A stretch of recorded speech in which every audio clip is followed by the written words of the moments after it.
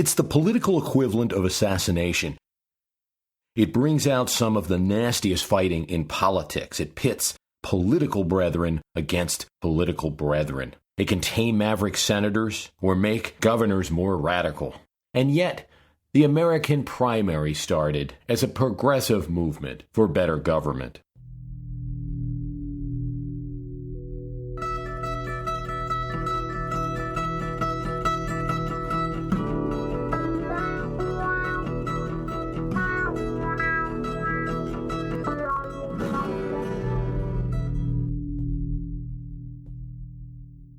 For President William Howard Taft, the presidency was an office he didn't really want. He wanted to be a Supreme Court justice, and I think it's one of those happy stories of history that, in the end, he did get the chance to do that. He became Chief Justice. Only in 1908, one could ever become president without wanting it, without having the hunger that all modern candidates and presidents seem to have. One looks at 2008, and candidates deciding to run, right? Hillary, Obama, talking to friends and friends advising them, look into your hearts and see if you really want to do this. See if you've got the nerve, the fortitude. Well, if someone asked William Howard Taft that in 1907, he would have failed that test. Yet his wife Nellie, his brother Charlie were pushing the issue. And Theodore Roosevelt needed him at that time too. He made an error in the exuberance of his re-election win in 1904 and said he would observe the tradition of George Washington and not run for a second term. He needed a loyal supporter to put in the presidency, someone who could continue his policies, conservation, trust-busting, consumer protection, and the like. So Taft, his earnest Secretary of War, was it. From the get-go, Taft lost the confidence of the progressive or insurgent wing of the Republican Party, which was growing at the turn of the century. They wanted reform, an end to the big trusts, and fair elections. By 1910, there were progressive challengers to official Republican candidates in several primaries across the nation. Not all states have primaries. They were more common in western states. Where there were primaries, progressive challenged. Still, the primaries of 1910 was not a decisive blow for the insurgents. They got the governor of Kansas. They lost the governorship of Ohio. That went to the soon-to-be Senator Harding. The most ambitious plan of the reformers, however, was something bolder.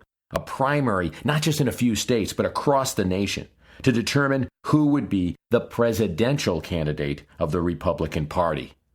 A decision that had always been made by the political bosses, or at best, by the, quote, Democratic vote of a group of convention delegates. Key activists of the Republican Party would now be made by the Republican voters in states all across the nation. To that end, a group of insurgent Republican senators met at the home of Robert La Follette, senator from Wisconsin, spirited progressive.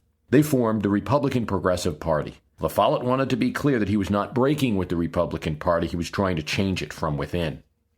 They would argue for more Senate committee seats. La Follette figured that about 1 out of 4 of the Republican senators were insurgents or progressives, so they should get 1 out of 4 committee chairs.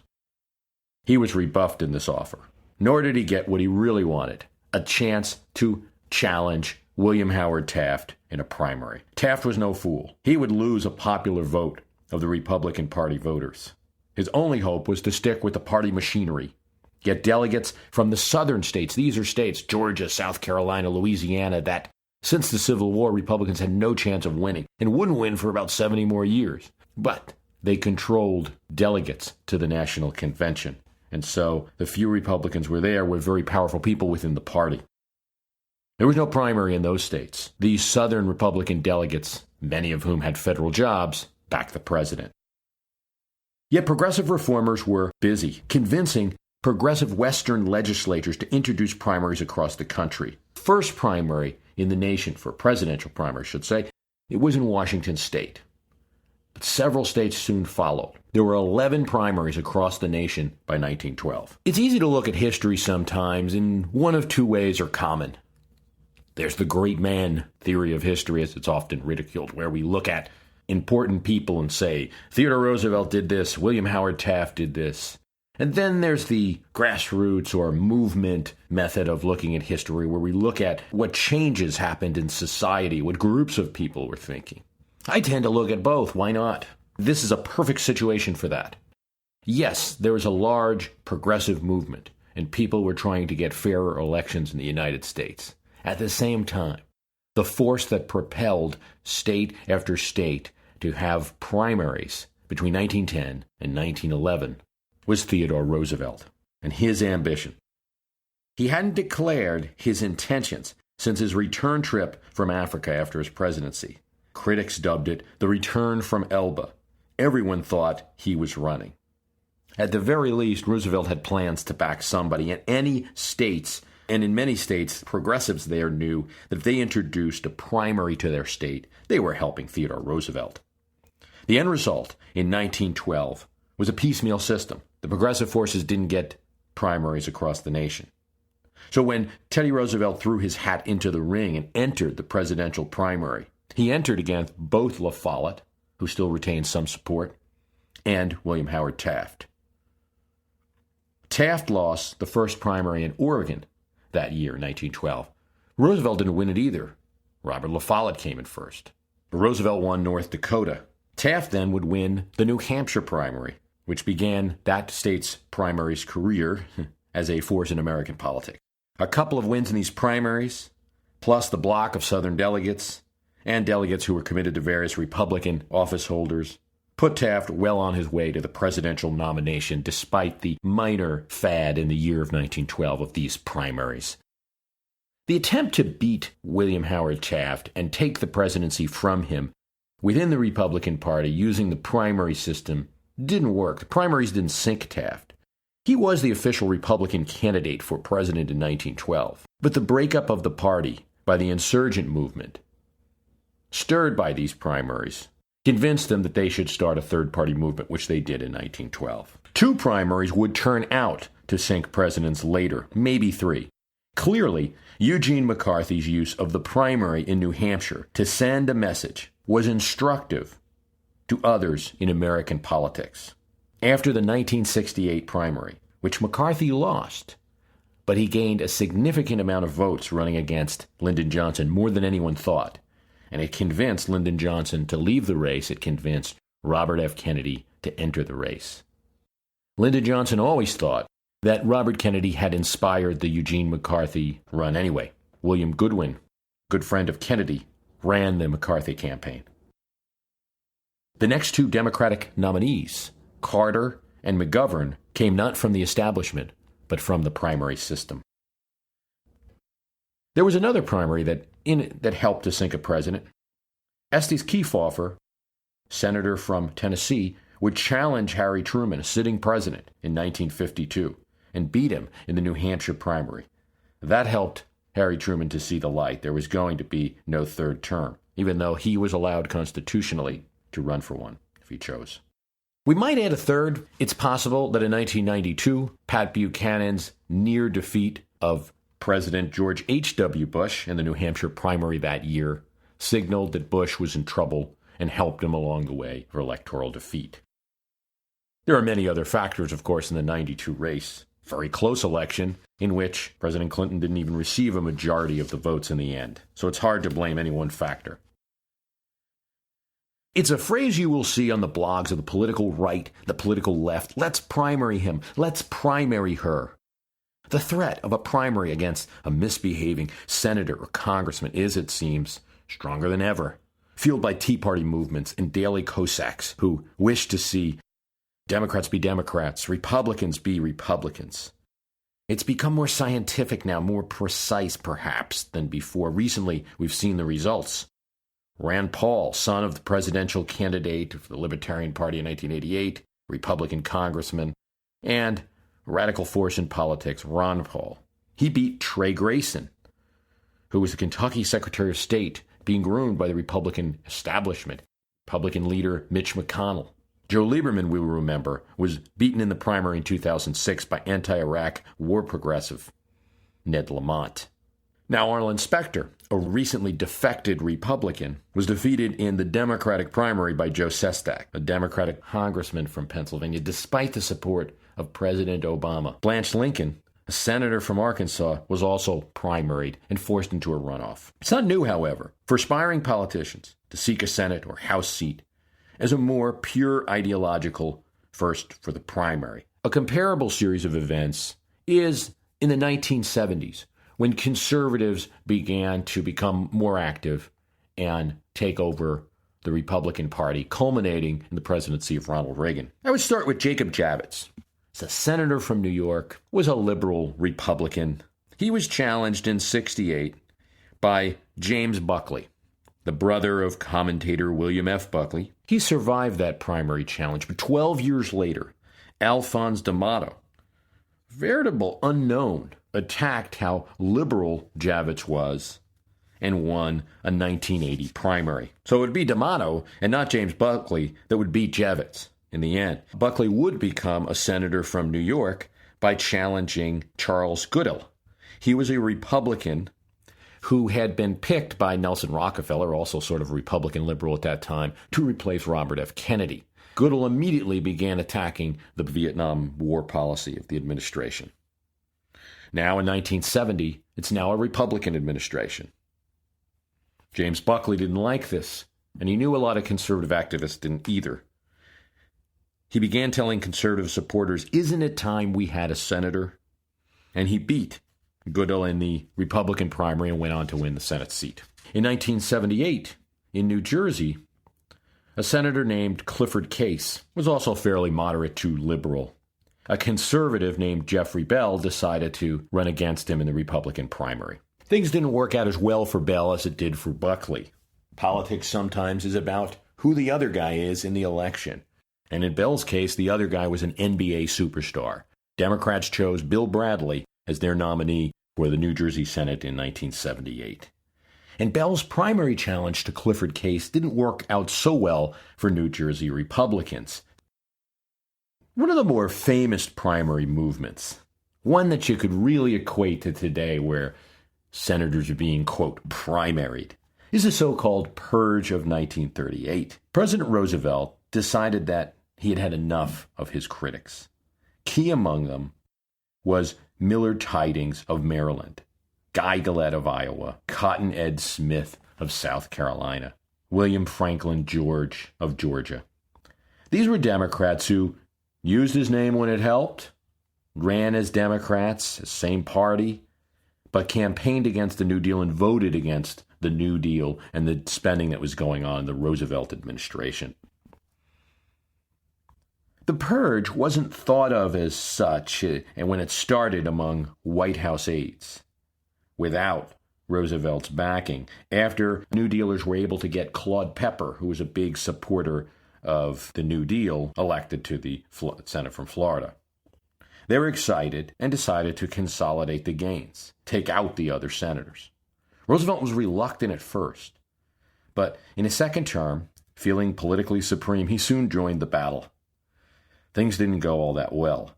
His candidate in South Carolina, Olin Johnson, who was the governor of that state, ended up in a race-baiting battle over who was the more white supremacist candidate, with Cotton Ed Smith. And it didn't look good for FDR and the New Dealers. In Georgia, the so-called Purge candidate for senator, as Time magazine called him, U.S. Attorney Lawrence Sabaya Camp of Atlanta, came in a pathetic third. Senator William Franklin George, a target of the Purge, was congratulated by all the conservatives. Carter Glass said, "God bless the southern state of Georgia." Jim Farley, FDR's right-hand man, was honest in talking to Time magazine's reporters. "It's a bust," he said. "Thank God the primaries are over." Only in Kentucky did future VP Alben Barkley win. And there, it was accused that Barkley had used WPA jobs in order to win the election. Ed Cotton Smith and Millard Tydings, these were the most vocal critics of the president within his party, did not fall prey to the president's purge, which unfortunately was exactly the term that the press used for it, linking the president's actions, sort of, with the recent actions of Hitler in disposing of some political opponents in the Nazi party. That didn't help FDR to get the high ground in this battle. His attempt to primary the senators that were opponents of his is one of those things, along with the blocked attempt to pack the Supreme Court with Roosevelt cronies, that led to a diminishing of Roosevelt's influence in Washington in the later 30s. Any hope that New Dealers would get their supporters out by the primary system was out the door. The New Dealers would be forced to make compromises with conservatives. While it didn't involve a directly inspired presidential primary challenge, a purge, or anything like that, the 1911 battle between James Smith, the boss of New Jersey, who had supported Woodrow Wilson's run for governor of New Jersey in 1910, and Senator Martin, the darling of New Jersey progressives, also showed how the primary system could be used to get rid of one's opponents in a party. Once Woodrow Wilson was elected governor, with an overwhelming amount of votes for a state that had voted Republican of recent vintage, Woodrow Wilson knew that he had been elected by a progressive, but he also had the backing of the New Jersey political boss, James Smith. This was a conundrum, and Smith forced the issue early. Along with Wilson, the Democrats had captured the legislature. So Smith said, "I'd like to become a senator." Wilson knew if he had any hope of being seen as a progressive further, he could not allow Smith to be a senator. Fortunately for Wilson, in 1910, the state had experimented with a primary system, and James Martin had won the primary. The vote of the people, but it was a non-binding primary. So the legislature could still do whatever they wanted. But the new governor had several meetings in a very public battle with Smith. He went after each legislator and urged them to vote for Martin over Smith. The primary, in a sense, had excused Wilson from his obligation to the old boss system. He was able to take the moral high ground as governor. In supporting the vote of the people, the more likely explanation is that Wilson was getting rid of an old political enemy. Still, that battle with Smith got national attention, and Wilson would be seen as a candidate for 1912. But for the primary system, it's unlikely that Wilson would ever have won that election. As a reformed governor, as a former academic without a long, cigar smoke-filled career, Wilson looked to the primaries to attack the frontrunner, Beauchamp Clark, who was the current Speaker of the House. He entered the Wisconsin primary, and a move rare for that time, he actually went to the state to campaign for himself. Champ Clark did not go there, yet Clark still won the Wisconsin primary, which was kind of an embarrassment for Wilson. Still, primary victories in Oregon and then his home state of New Jersey, where the Smiths forts were still working against him, but Wilson was able to win that primary, would help him to get a good base of delegates for his somewhat miracle nomination in Baltimore in 1912. Of course, Wilson was not the only president that needed to thank the primary system for them being in the White House at all. John F. Kennedy likely would not have won a convention outright. Stevenson or Johnson probably would have been the 1960 nominee if it was up to the cigar smokers. Jimmy Carter completely challenged the established Democratic Party in 1975 and 1976 and used primaries to win, sometimes taking people who had challenged in primaries before and using them as his organization. Of course, President Obama can thank the primary system for his win over the likely frontrunner Hillary Clinton and thus the presidency. These instances were candidates challenging the likely nominee for their own ambition, but to not necessarily represent purges or ideological battles that we might see in today's primaries. What is most interesting about the 2010 primary results is that the challenges were fueled by groups of activists, the much celebrated Tea Party on the Republican side, and, let's say, the DFA, Democracy for America, and bloggers and unions on the Democratic side. So Tea Party on the Republican side, DFA, bloggers, unions, etc. on the Democratic side. Activists have shown an increasing willingness to challenge the members of their own party and have the organizations and money to do so. A Google search for "Let's Primary Him" results in many instances across the blogosphere on both right and left blogs. Are you listening, Noah Webster? Primary is now a verb. Another interesting trend is that the effects of the "let's primary him" threat or "let's primary her" threat happen even when the challenge is not made or when it's not successful. Just the threat of it can be enough John McCain is talking very differently on immigration than he had before in 2006, once Congressman and conservative J.D. Hayworth challenged him in a primary.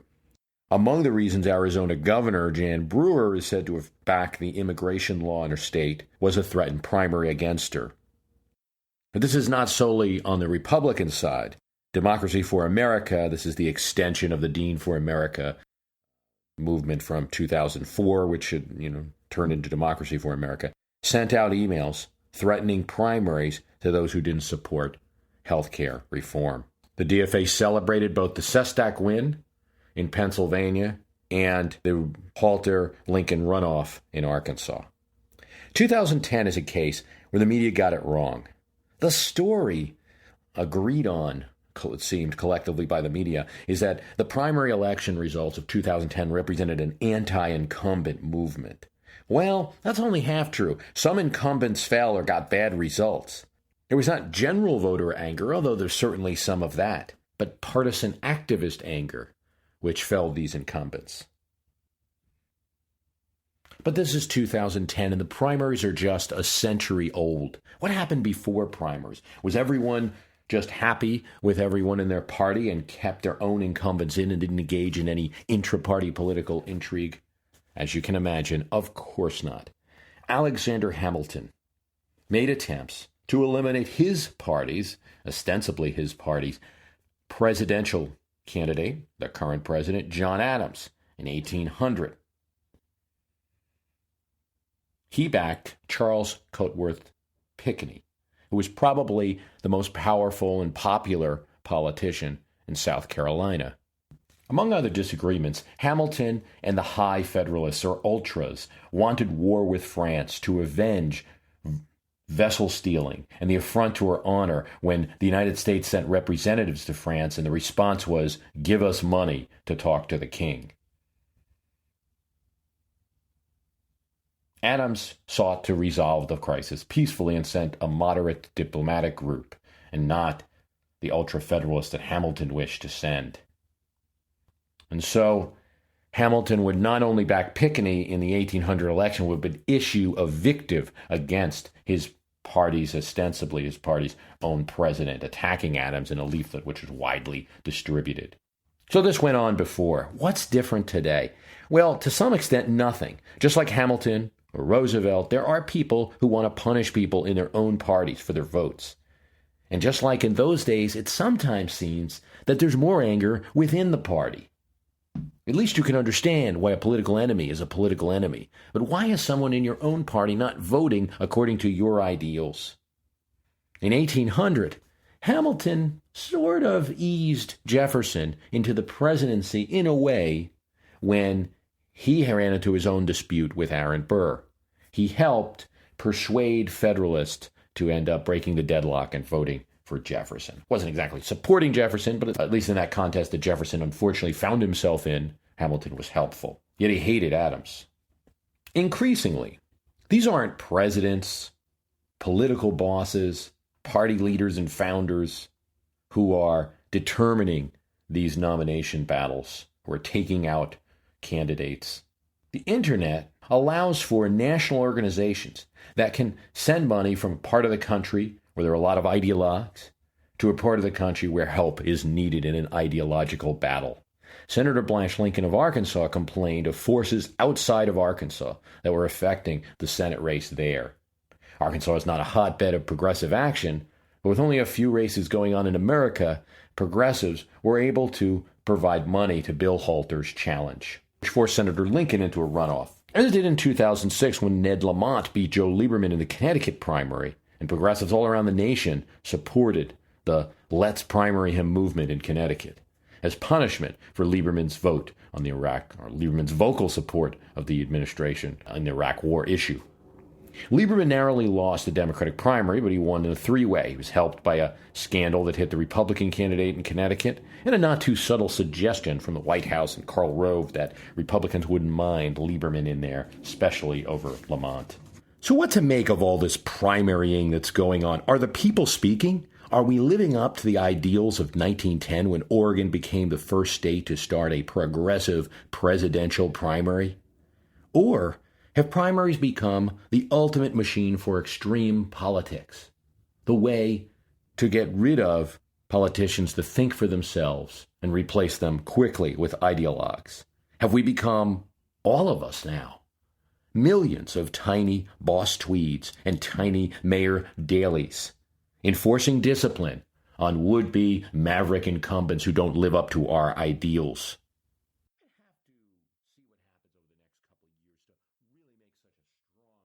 I want to thank you for listening. It's www.myhistorycanbeatupyourpolitics.com is where you can go for more episodes.